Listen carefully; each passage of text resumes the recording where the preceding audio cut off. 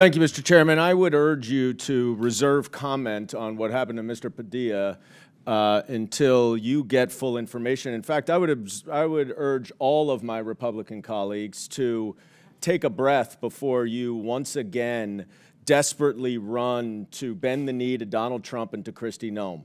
Because anyone with two eyes that can see that that was authoritarian, lawless behavior that no person in America, much less a senator conducting constitutional oversight, should have received. And I know it's hard for all of you to speak up against Donald Trump, and that's why we're here at this hearing talking all about Joe Biden, talking all about Joe Biden's policy this, Joe Biden's policy that, all these people who committed crimes under Joe Biden. Is it just because you're consistently trying to ignore the fact that Joe Biden is not president? Donald Trump is president.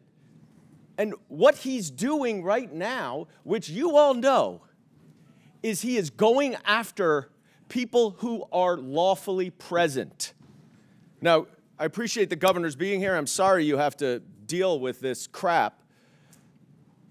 Governor Hochul, especially, I want you to know, as a proud member of the delegation of your state, I am not going to use my 5 minutes to mount a campaign for governor against you, as my colleague from the North Country chose to do.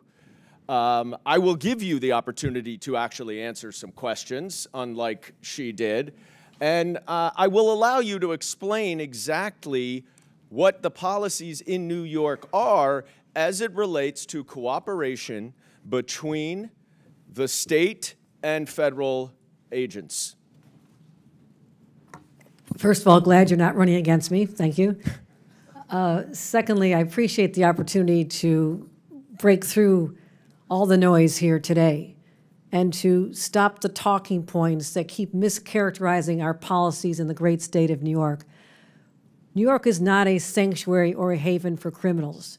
We devote an enormous amount of our energy working to keep New Yorkers safe. $2.5 billion I've allocated just in the last few years. We do cooperate with ICE when it comes to investigating or building a case against criminals. We do this all the time. And when someone goes through the criminal justice system in the state of New York, they do their time in prison. We alert ICE as to when, 30 days in advance of when they're to be removed, and we send them away. That's how it's supposed to work.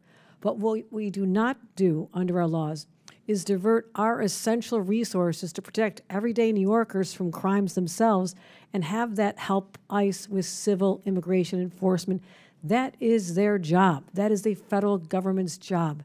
And we cannot be told to enforce federal laws. It's not constitutional. Or to use all your limited resources to spend all that time doing their job. My concern is that every minute that ICE officers are going after moms and dads and kids and separating families, perhaps one more criminal is still out there at large. Well, it's Why funny don't you focus on them? I'm sorry to interrupt you, because I actually, in my district office down in Lower Manhattan, witnessed ICE officers waiting for immigrants to come out of a courtroom.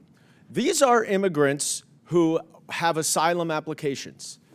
And I'm sure you agree with me that asylum is a lawful pathway to immigrate to this country. Is that correct? That is absolutely correct. So in order to make these immigrants here unlawfully, the DHS is now dismissing their cases, their own removal proceedings against them, to void out the asylum claim. That way, when they go downstairs in the elevator, there are ICE agents that can be there and to arrest them and put them in expedited removal. And they don't have an asylum claim that is live anymore because they've just voided it out. These are non-criminal, these are non-violent immigrants who are here going through lawful process. And this is who the Trump administration is going after every single day. It's a disgrace. You said you were going to go after the worst of the worst. You were going to go after convicted criminals. You're here questioning about all these criminals. You're going after people who actually are going through the lawful process you say they should. But just because Donald Trump and Stephen Miller need to bump up their numbers because they can't do a good enough job in actually finding convicted criminals. You're going after moms, dads, separating parents from children. You have a voice, Republicans. Speak up. I yield back. Now, Chair recognizes